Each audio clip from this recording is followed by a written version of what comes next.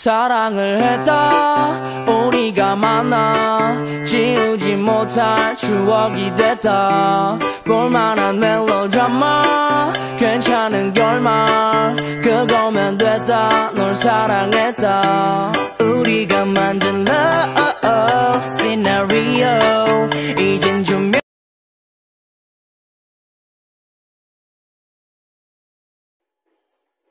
Once upon a time, long ago, in a country far from here, there lived a boy who had no name.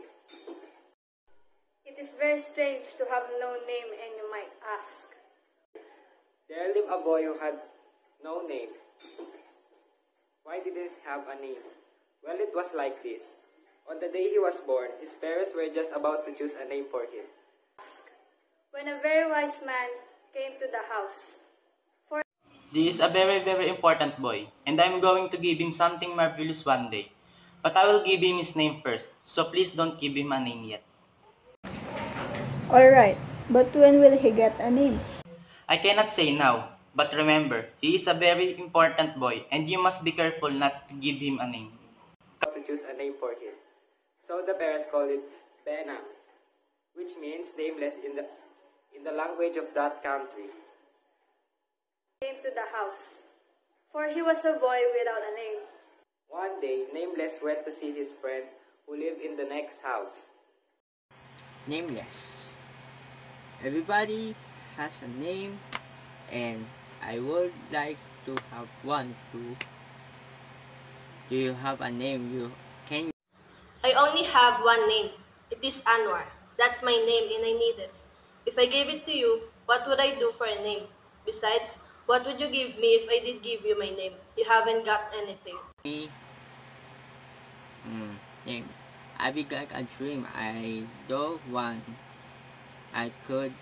But how can you find out? How to get a name and how to pass on a dream from one person to another? Patay tayo dyan! How do you know who we have? Who we Now the wise man knew everything, and fortunately he didn't live very far away. As soon as he saw them, the wise man said, Come in, Nameless and Anwar. Another. How did you know who we were?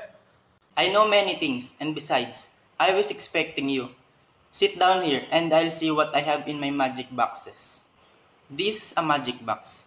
And it's absolutely full of kinds of names. You just see. And when he opened the lid of the box, the boy could hear all the names in it. There were all kinds of names. Names saying themselves. Names saying from all the countries of the world. And the wise man picked a name out of the box and handed it to the Nameless. And the name jumped onto his hand, Ran up his arm and sprang onto his shoulder. and then it went into his ear, and right into his head. And Suddenly, he knew that he had a name. Now known as Hoshi. Hooray! Hooray! Okay. I got a name. I am Hoshi. Husni was his name. But I want the dream that Husni promised me. Patience, my boy. This is a box of dreams that people don't want. You just stroke your head to take the dream out of it. Husni and then put the dream into this box. And Husni did so, and sure enough, when he stroked his head, he found that the dream came into his hand. And when he put his hand down near the box, the dream popped into the box. The box is full of wonderful dreams. I'm going to give you one dream each. Pick a dream. And the two boys, Husni and Anwar, always had a wonderful dream. And the two boys could see all sorts of marvelous dreams inside. Wonderful dreams. I'm going to give you one dream each. Pick a dream.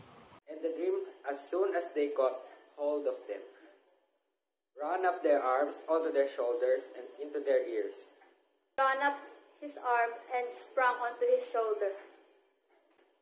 Just as Husni's name had done, and after that, And the two boys, Husni and Anwar, always had a wonderful dream.